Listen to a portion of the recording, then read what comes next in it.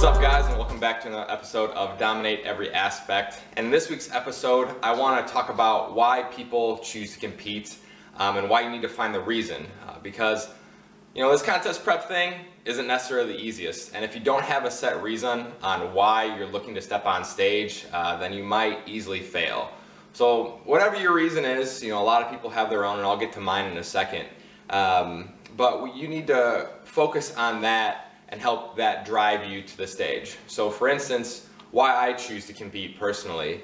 I come from a background of playing baseball ever since I was like 4 years old. Played through high school, and I was always pretty good at it.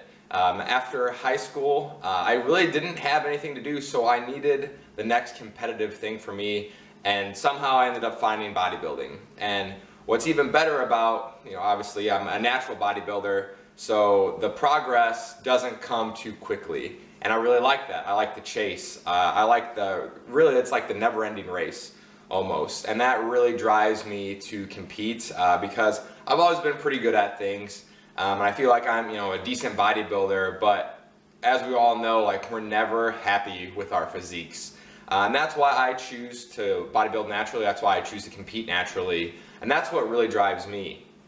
Obviously, you know, like, winning is a big factor for me as well. Being super competitive, you know, I'm not dieting to single-digit body fat levels just for the fun of it. Like, I'm doing this, yes, to try to do as well as I can to hopefully win. That's not necessarily my most driving factor, but it's definitely one of the top. But for a lot of people out there, why they choose to compete, you know, they're just looking, you know, to gain their social media following. They're looking to gain attention.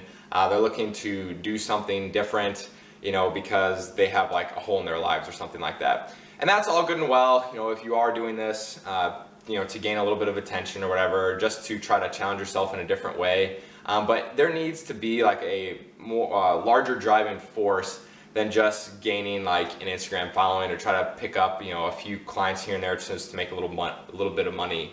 And that's the biggest struggle that I see within the sport, is that a lot of people don't have like a clear-cut reason why they compete. You know, they like the idea of bodybuilding. They look at somebody that competes on stage, they see like kind of the journey that they go through, and they're like, you know, I would kind of like to do that. And they kind of go into prep like willy-nilly, and they don't have a set driving force. And you really need to have like your head on straight when you come into prep, because if you don't have like a set goal in mind, then you're going to be all over the place, and you're going to be easily distracted. And then you're either not going to push yourself as hard as you want to get the results that you're looking for, or you're just going to back out and then be disappointed with yourself. So you have to find why you compete, why you want to compete, and then keep that going. You know, a lot of us struggle with it, especially like in the off season, especially the long-term natural bodybuilders.